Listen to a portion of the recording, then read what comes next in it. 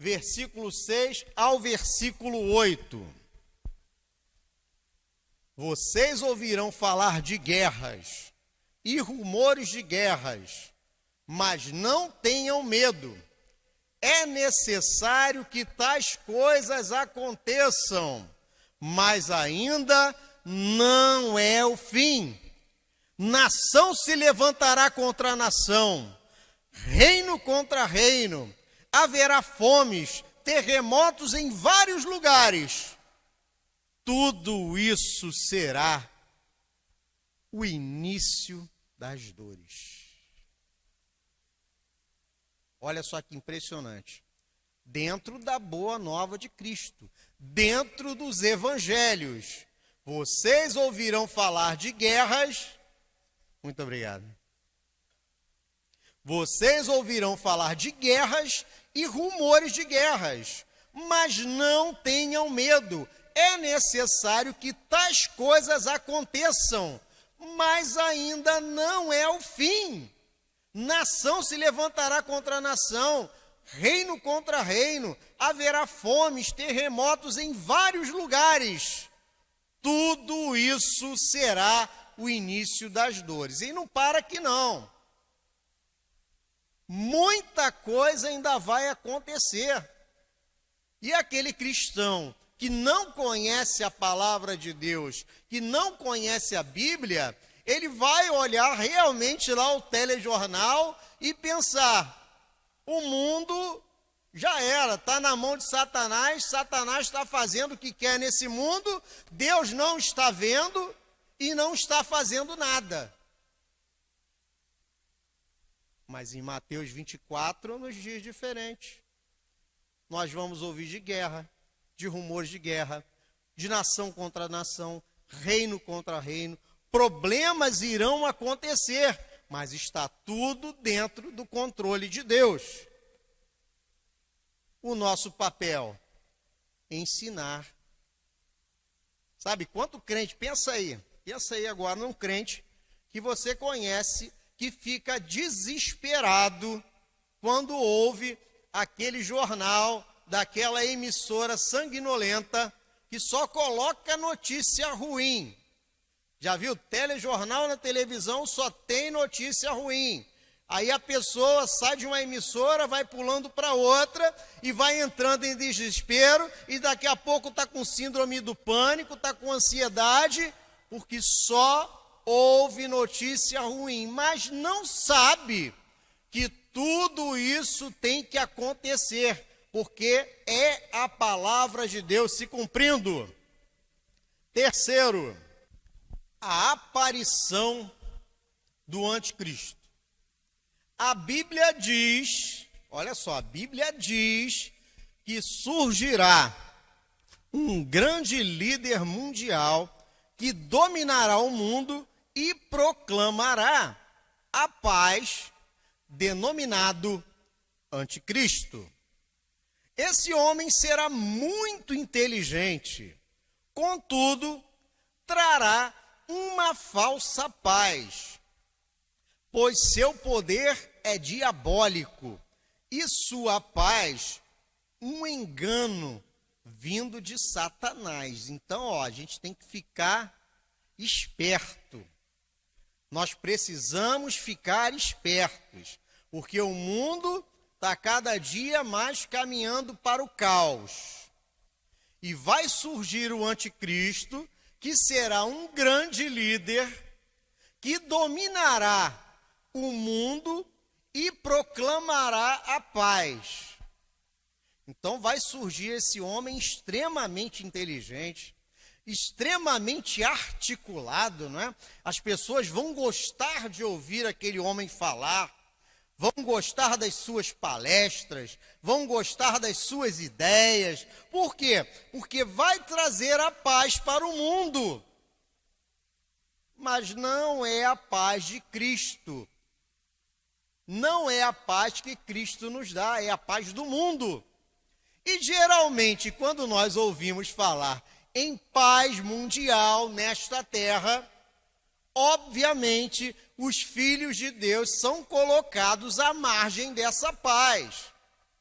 Obviamente, os filhos de Deus, para participarem dessa paz, terão que abrir mão da sua fé e das suas convicções. E quando o cristão não quiser abrir mão da sua fé e das suas convicções, vai ser taxado de problemático, de encrenqueiro, o crente que só arruma problema, o crente que não quer paz com todo mundo. Está todo mundo lá que está sendo criada aí a nova igreja da fé abraâmica, está todo mundo lá dentro da igreja da fé abraâmica, só aqueles cristãos que não querem saber de paz com o resto dos filhos de Abraão. Meus irmãos, quando o mundo nos oferece paz, fica de olho aberto, fica com as suas orelhas em pé, porque quando o mundo oferece paz, essa paz não é a paz que Cristo nos dá, porque Cristo nos dá paz no coração, paz na nossa mente, em meio às tribulações, em meio a este mundo no qual nós vivemos, que está difícil. Cristo nos dá a paz. Eu não estou dizendo que a sua vida vai ser um mar de maravilhas. Eu não estou dizendo que você vai ter só dias maravilhosos. Mas eu estou te dizendo que no meio do problema, no meio da luta, no meio da dificuldade, Jesus Cristo te sustenta e você não vai pirar. Essa é a diferença da paz do mundo para a paz de Cristo. Segunda aos Tessalonicenses, capítulo 2, versículo 3 e 4, diz assim: não deixem que ninguém os engane de modo algum. Antes daquele dia virá a apostasia, e então será revelado o filho do pecado, o filho da perdição. Este se opõe e se exalta acima de tudo que se chama Deus, ou é objeto de adoração, a ponto de se assentar no santuário de Deus, proclamando que ele mesmo é Deus.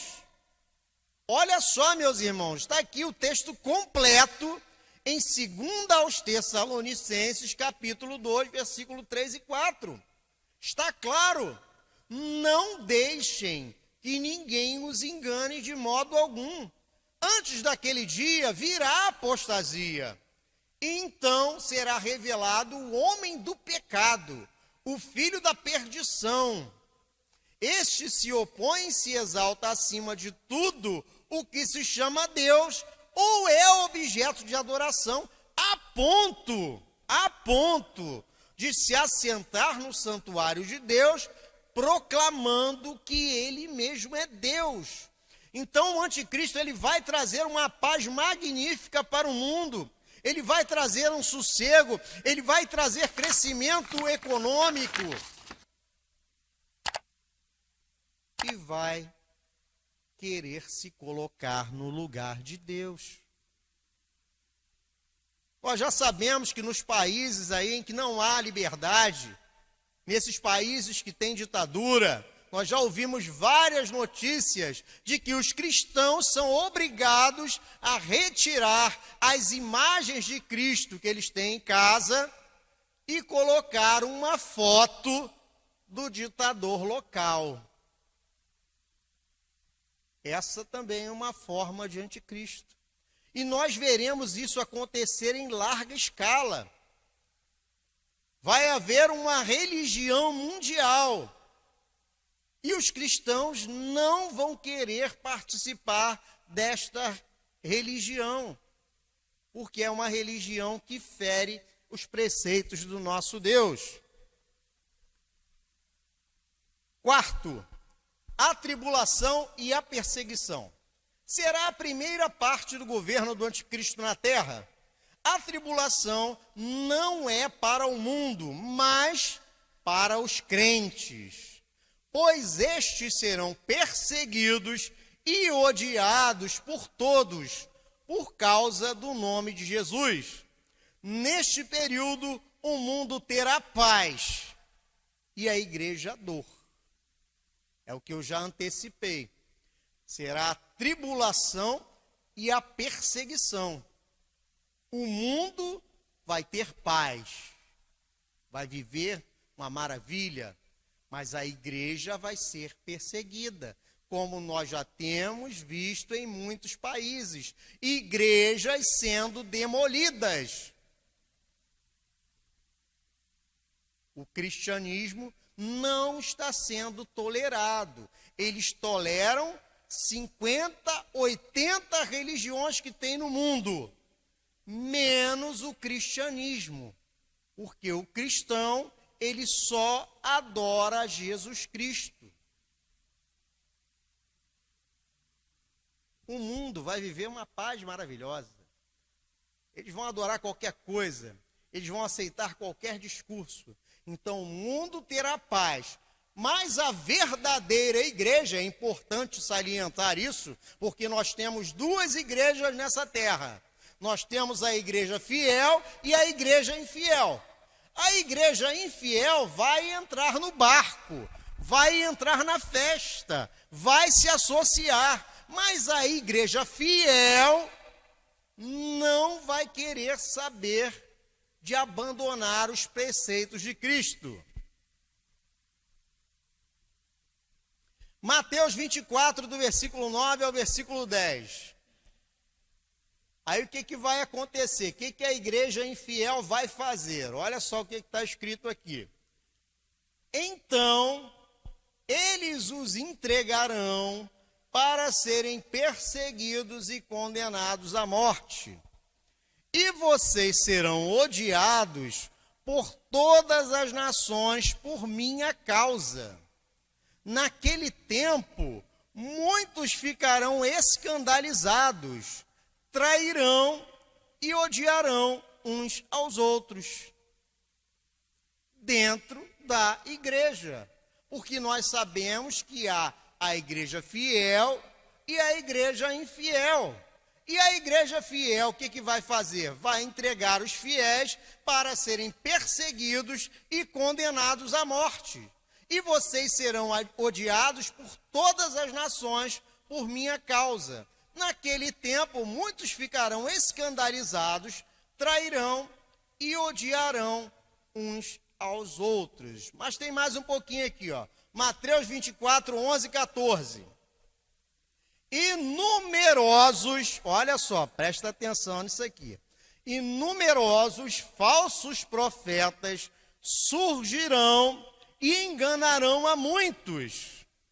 Devido ao aumento da maldade, o amor de muitos esfriará.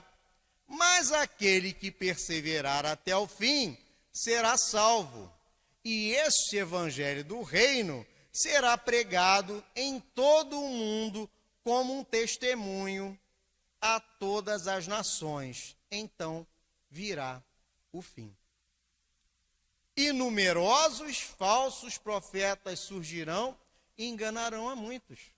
Meus irmãos, o tanto de falso profeta que nós temos visto por aí não está no gibi. E as pessoas têm assistido falsas palavras, falsas palestras, coisas erradas, enganos, superstições, feitiçarias dentro das igrejas. E qual é o nosso papel enquanto cristão? É tentar abrir os olhos dessas pessoas. Eu sei que as pessoas às vezes vão te rechaçar, não vão querer saber da verdade, não vão querer saber, porque a mentira ela é doce. A mentira é muito doce.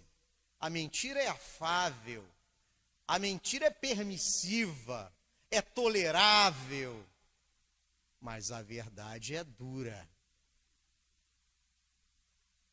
Quando nós falamos do verdadeiro evangelho, é algo que se falava muito antigamente e que se parou de falar hoje em dia, a porta é estreita. Antigamente se falava muito disso. Quando você entregava sua vida nas mãos de Cristo, reconhecia o Senhor Jesus como Senhor e Salvador da sua vida, você saía do caminho largo, do caminho doce, do caminho afável, do caminho gostosinho, permissível, e entrava pela porta estreita. Só que muitos profetas hoje em dia só querem saber de pregar a porta larga. Então tem enganado a muitos, mas não a todos. A Bíblia já diz aqui, surgirão e enganarão a muitos. Que muitos são esses? A igreja infiel. Porque a igreja fiel não se deixa enganar. Porque a igreja fiel tem fome da palavra de Deus. A igreja fiel quer aprender mais e mais da palavra de Deus, que é a vontade do Senhor. Então essa igreja fiel, ela não se deixa enganar. Mas a igreja infiel, que está no oba-oba, está na porta larga, será enganada pelos falsos profetas. Quinto, o arrebatamento. O arrebatamento da igreja acontecerá entre o início e o término da primeira parte do governo do anticristo. Na ocasião, Jesus recolherá a igreja fiel e realizará as bodas do Cordeiro, distribuindo coroas, galardões, poderes e etc. Entre o início e o fim do governo do anticristo haverá o arrebatamento da igreja fiel. E já tem um monte de gente pregando por aí que não haverá arrebatamento. De uma hora para outra, eles receberam uma revelação, não sei de onde, de que não haverá arrebatamento. Mas haverá o arrebatamento. A igreja fiel será arrebatada e irá para as bodas do Cordeiro com Cristo lá no céu, meus irmãos. Isso aí é fundamento da nossa fé. O cristão precisa crer que Jesus retornará, e é fundamento básico. Jesus retornará, vai arrebatar o seu povo, vai levar o seu povo para as bodas do Cordeiro e lá vai distribuir os galardões, as coroas e os poderes, porque ele voltará e reinará nesta terra durante 1000 anos. Já já nós vamos falar disso. Então é nosso fundamento básico. Nós precisamos crer que Jesus retornará. O cristão que não crê que Jesus retornará e que vai arrebatar a sua igreja, é um cristão que está completamente equivocado. E mais uma vez, o nosso papel é ensinar a forma correta. Quando você vir à escola bíblica, você vai receber uma folhinha do tema do dia. Guarde aquela folhinha. Ah, pastor, mas eu já sei aquilo ali, eu estudei, eu já sei, eu já conheço. Legal. Mas eu lembro quando eu fiz o seminário, eu tirava xerox do meu material para emprestar para um monte de gente que nunca tinha ouvido falar daquele assunto. E quando eu comentava no meu trabalho, com meus conhecidos, a pessoa ficava com um olho desse tamanho, achando que tinha descoberto a pólvora. Mas era só o conhecimento da Bíblia. Então guarde a sua folhinha. Pode ser que agora não tenha ninguém para receber esse conhecimento. Mas vai chegar o dia em que você vai pegar aquela folhinha, vai tirar uma xerox e vai alimentar um filho de Deus que está passando fome. 1 aos Tessalonicenses, capítulo 4, do versículo 16 ao versículo 17. Diz assim: pois dada a ordem, com a voz do arcanjo e o ressoar da trombeta de Deus, o próprio Senhor descerá do céu, e os mortos em Cristo ressuscitarão primeiro. Depois disso, os que estivermos vivos seremos arrebatados, juntamente com eles nas nuvens, para o encontro com o Senhor nos ares. E assim estaremos com o Senhor para sempre.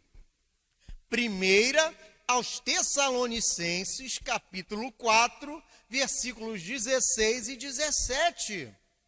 Olha que coisa maravilhosa! Pois dada a ordem, com a voz do arcanjo e o ressoar da trombeta de Deus, quem lembra aí da última trombeta? O próprio Senhor, olha só a promessa de Deus para o cristão que crê que Jesus retornará. O próprio Senhor descerá do céu e os mortos em Cristo ressuscitarão primeiro. Depois disso, o que estivermos vivos, seremos arrebatados juntamente com ele nas nuvens, para o encontro com o Senhor nos ares. E assim estaremos com o Senhor para sempre. Sabe o que significa estar com o Senhor para sempre? Significa vida eterna. Estar longe do Senhor para sempre significa morte eterna, separação eterna de Deus. Mas estar na presença de Deus para sempre é vida eterna, meus irmãos. Então nós precisamos crer nestes fundamentos. Que Jesus voltará, os mortos ressuscitarão, a igreja será arrebatada e nós estaremos com ele para sempre. Mas como é que nós descobrimos isso? Lendo a palavra de Deus. Aprendendo a palavra de Deus, aprendendo a vontade de Deus. Está tudo isso aqui na Bíblia.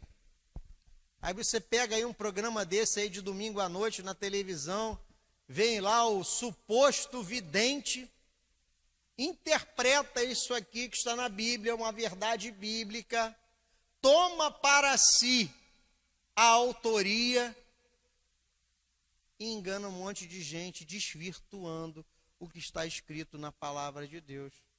Mas a igreja fiel, ela não cai nesse papo furado. Sexto, a grande tribulação. A segunda parte do governo do anticristo será a pior fase que o mundo já enfrentou, pois a falsa paz sairá e o filho do diabo mostrará sua face. Com a saída da igreja e o domínio de Satanás, a terra viverá um verdadeiro inferno. Então, na segunda parte do governo do anticristo, o mundo vai enfrentar a sua pior fase, chamada de grande tribulação. Depois do princípio das dores, nós teremos a tribulação. A igreja ainda estará na terra. Teremos o arrebatamento.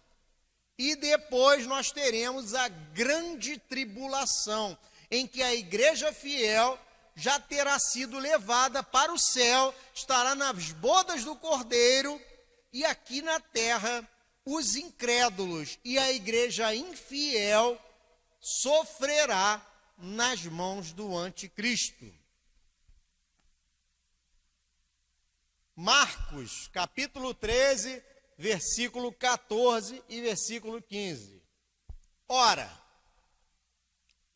quando vós virdes a abominação do assolamento, que foi predito estar onde não deve estar, entre parênteses, quem lê entenda, então os que estiverem na Judéia, que fujam para os montes, o que estiver sobre o telhado, não desça para casa, nem entre a tomar coisa alguma de sua casa. Então o negócio vai ser complicado. Quando a igreja for retirada e que o anticristo revelar a sua verdadeira face, a Bíblia diz aqui, ó, quem estiver na Judéia, fuja para os montes. Quem estiver sob o telhado, não desça para casa, nem entre para tomar coisa alguma. As pessoas terão que voltar para as catacumbas. Por quê? A igreja infiel que ficar na terra, ela ainda vai se arrepender. Sim, nós teremos arrependimento. Verdadeiro arrependimento durante a perseguição do anticristo.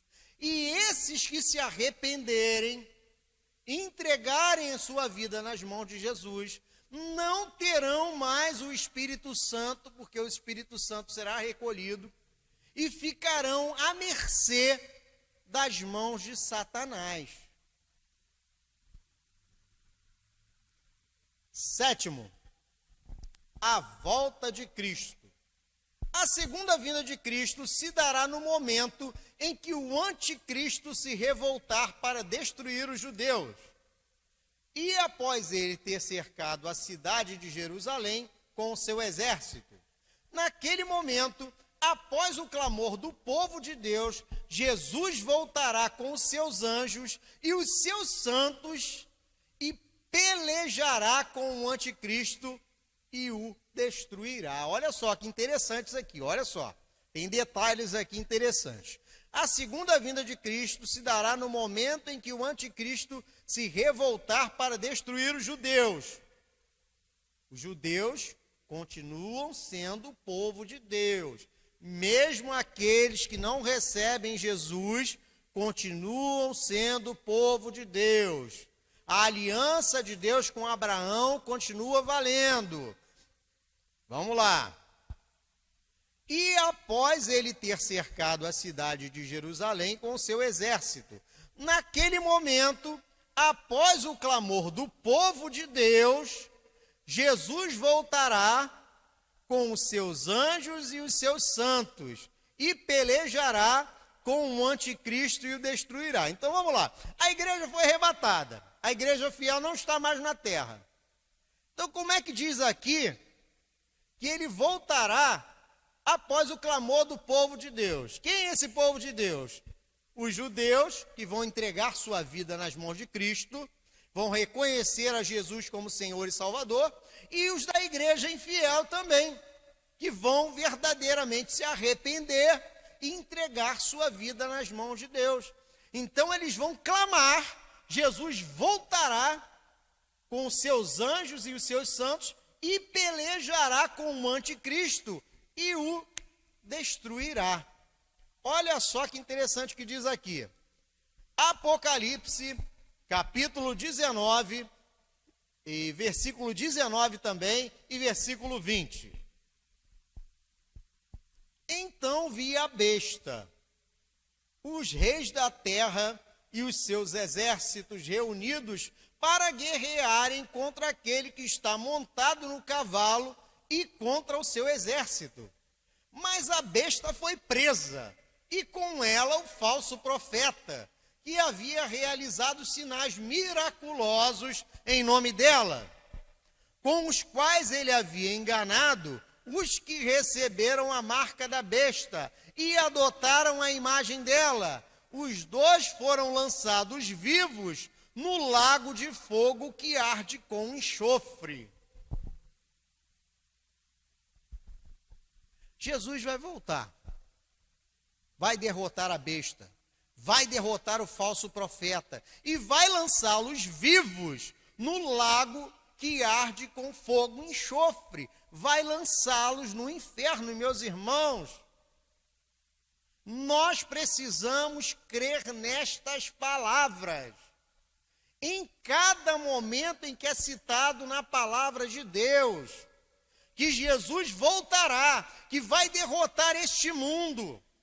Jesus vai derrotar o falso profeta, a besta, e vai governar nesta terra. Jesus governará nesta terra. Nós vamos ver agora aqui na era milenial. A era milenial ou milênio. Após Jesus aniquilar o anticristo, ele inaugurará o milênio, ou seja, 1000 anos em que ele governará a terra como rei em Israel e senhor do mundo. Na ocasião, Satanás será preso por 1000 anos e a terra viverá, e a terra terá a verdadeira paz que nunca possuiu antes. Então Jesus derrota o anticristo, lança no inferno e vai governar o mundo a partir de Israel durante 1000 anos. Imagina que coisa maravilhosa. Jesus reinando nesta terra durante 1000 anos. O mundo sendo restaurado. Vocês já viram aquele folheto aí de uma determinada religião aí? A criança abraçando o urso, o planeta cheio de flores, cheio de ar. Aquilo ali não é o céu. Aquilo ali é o governo de Cristo na terra. Aquilo ali é o milênio. As coisas serão restauradas aqui nesta terra. Esse rio fedorento que tem ali, o Sarapuí, vai se tornar um rio caudaloso, cheio de vida. O ar será limpo, as pessoas serão bem cuidadas e bem tratadas. Será um mundo de riquezas infindáveis, porque Jesus reinará nesta terra. Olha só o que está escrito aqui em Apocalipse, capítulo 20, no versículo 1 e versículo 2. E vi descer do céu um anjo que tinha a chave do abismo e uma grande cadeia na mão. Ele prendeu o dragão, a antiga serpente, que é o diabo e Satanás, e amarrou-o por 1000 anos. Olha só. Jesus prendeu o dragão, a antiga serpente, que é o diabo e Satanás, e o amarrou por 1000 anos. Então será 1000 anos de governo de Cristo na terra, com Satanás preso por 1000 anos. Pensa que coisa maravilhosa. Assim, acho que a nossa mente não consegue nem imaginar a perfeição que será o mundo sendo governado por Cristo. Apocalipse 20, versículo 3. E lançou-o no abismo, e ali o encerrou, e pôs selo sobre ele, para que mais não engane as nações, até que os 1000 anos se acabem.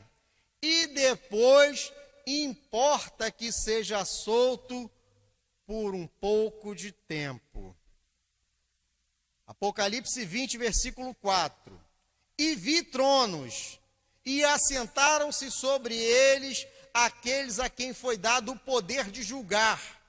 E vi as almas daqueles que foram degolados pelo testemunho de Jesus e pela palavra de Deus, e que não adoraram a besta, nem a sua imagem, e não receberam o sinal na testa, nem na mão.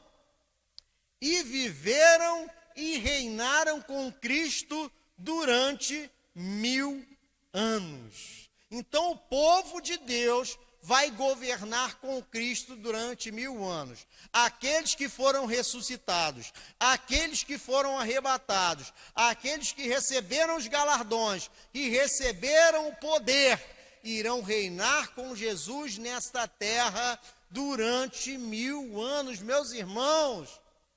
É nisso que nós precisamos focar.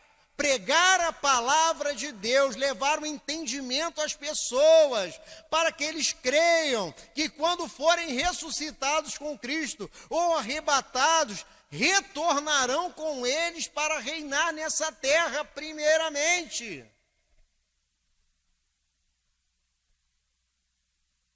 Nono, a instauração do juízo final. Após o milênio, acontecerá o juízo do grande trono branco, onde todos os inimigos de Deus serão julgados e condenados à morte eterna. Este julgamento tem a finalidade de separar definitivamente o bem e o mal, lançando todos os que não são de Deus no lago de fogo e enxofre, ou seja, a separação eterna.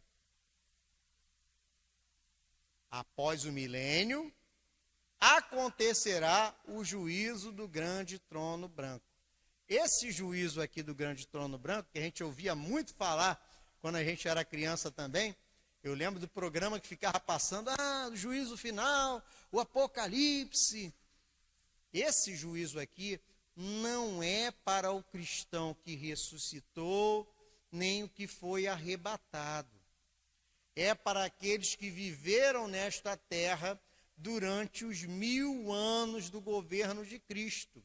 Então, lá, naquele final, ainda vai ser separado o joio e o trigo. Aí você pensa, olha que coisa, 1000 anos de governo de Jesus aqui na terra, ainda vai ter joio? Como é que pode? Satanás vai estar preso, ninguém faz mais o mal. Não é assim que o povo fala por aí? Eu só fiz isso aí porque Satanás estava me instigando. Eu só comprei aquele negócio lá em 50 vezes sem juros porque foi Satanás que mandou. Eu só pisei no calo do outro ali porque Satanás está mandando. Mas Satanás não está preso durante 1000 anos? Como é que ainda tem joio e tem trigo? É a natureza do homem. Conforme nós temos hoje a igreja fiel e a igreja infiel, naquele período nós vamos ter o joio e o trigo também. Apocalipse 20, versículo 12. E vi os mortos, grandes e pequenos, em pé diante do trono, e abriram-se uns livros, e abriu-se um outro livro, que é o da vida.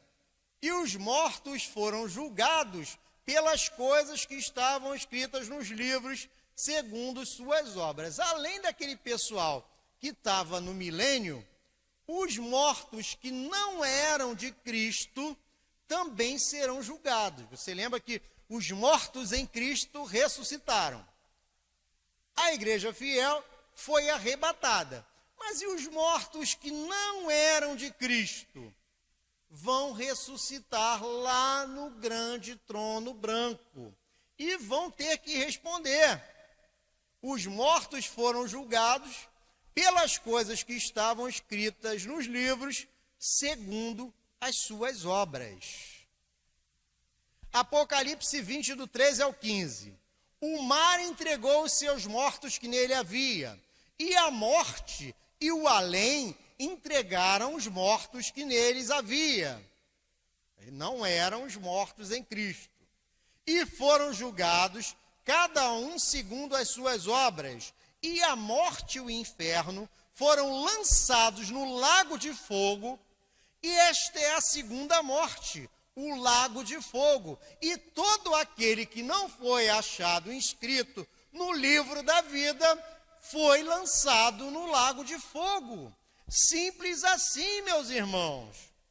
Todos aqueles que receberam a Jesus estarão vivendo eternamente na presença de Cristo. Mas aqueles que não querem saber de Cristo serão lançados no fogo que arde com enxofre. Então é por isso que nós temos que pregar. Nós sabemos que terá uma parcela que não vai querer saber de Cristo. Isso é fato. Mas nós precisamos pregar para todos. E por que isso? Porque o Espírito Santo, ele trabalha nos corações, convencendo o homem do pecado, da justiça e do juízo. Então, se nós levarmos a palavra, o Espírito Santo trabalha no coração e a pessoa entrega a sua vida nas mãos de Cristo, ela estará na presença de Deus eterna.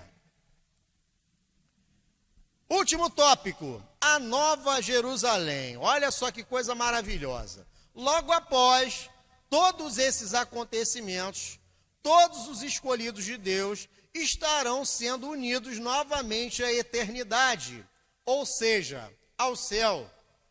Essa será a habitação final dos filhos de Deus, que permanecerão eternamente juntos ao Senhor.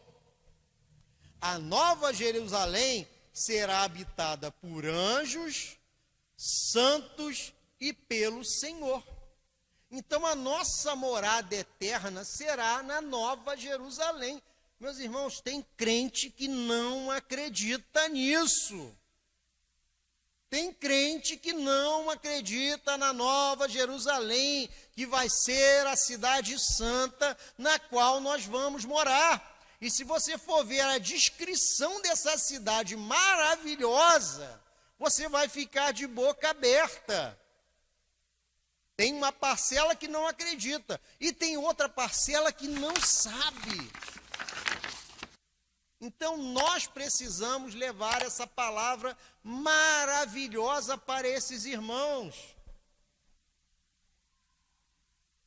Apocalipse 21, 10 e 11.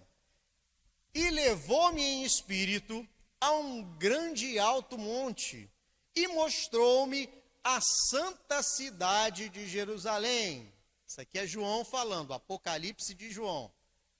Que descia do céu da parte de Deus, tendo a glória de Deus, e o seu brilho era semelhante a uma pedra preciosíssima, como se fosse jaspe cristalino. E tinha um grande e alto muro com 12 portas, e nas portas 12 anjos, e nomes escritos sobre elas, que são os nomes das 12 tribos dos filhos de Israel.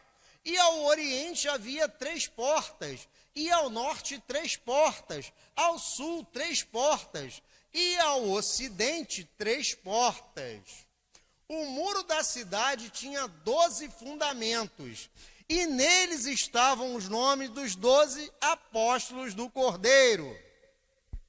Eis que estou à porta e bato, diz aqui em Apocalipse 3, do versículo 20 ao versículo 2. Olha só. Eis que estou à porta e bato, e se alguém ouvir a minha voz e abrir a porta, entrarei em sua casa, e com ele cearei, e ele comigo. Ao que vencer, eu lhe concederei que se assente comigo no meu trono. Quem tem ouvidos, ouça o que o Espírito diz às igrejas. Muita gente usa esse versículo aqui, essa passagem, para evangelizar. Mas essa passagem aqui está falando com a igreja de Cristo. Eis que estou à porta e bato, e se alguém ouvir a minha voz e abrir a porta, entrarei em sua casa, e com ele cearei, e ele comigo. Ao que vencer, eu lhe concederei que se assente comigo no meu trono. Quem tem ouvidos, ouça o que o Espírito diz às igrejas. E quem é a igreja de Cristo? Cada um de nós que entrega a vida nas mãos dele. Cada um que reconhece Jesus Cristo como Senhor e Salvador. Então, igreja, ouça o que o Espírito está falando.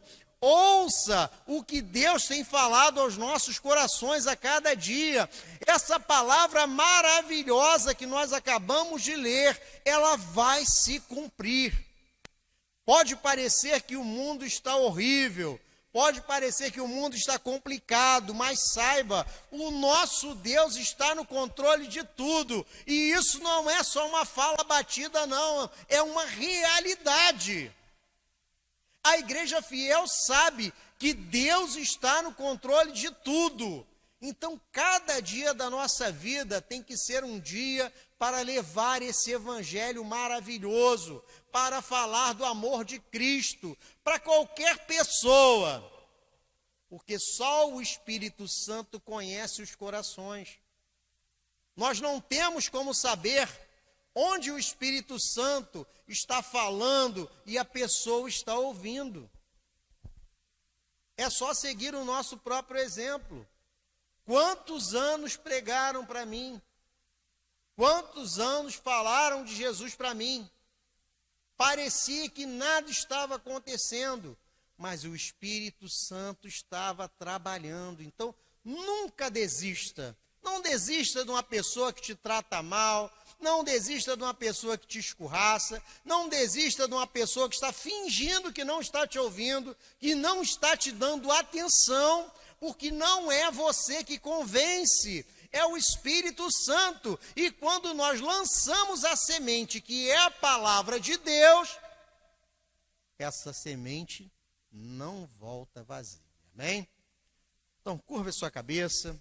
Vamos agradecer a Deus, porque nós ainda temos neste país a oportunidade de nos reunirmos aqui no templo para aprender da palavra de Deus. Ainda temos a oportunidade de frequentar uma escola bíblica com liberdade para ouvir essa palavra maravilhosa e distribuir essa palavra para aqueles que têm fome dela.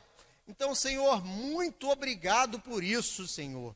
Muito obrigado porque o Senhor tem nos sustentado, tem nos guardado, tem nos livrado a cada dia. Senhor, nós que passamos por essas dificuldades do dia a dia, em que em 2020 enfrentamos um período difícil, em que o templo ficou fechado, mas a tua igreja estava aberta e em oração, porque a igreja é cada filho seu que te clama, é cada filho teu que te busca, é cada filho teu que medita na tua palavra, é cada filho teu que crê que as promessas de Deus estão se cumprindo. Então, Senhor, nessa noite, nós te pedimos e te agradecemos imensamente, em o nome do Senhor Jesus. Amém.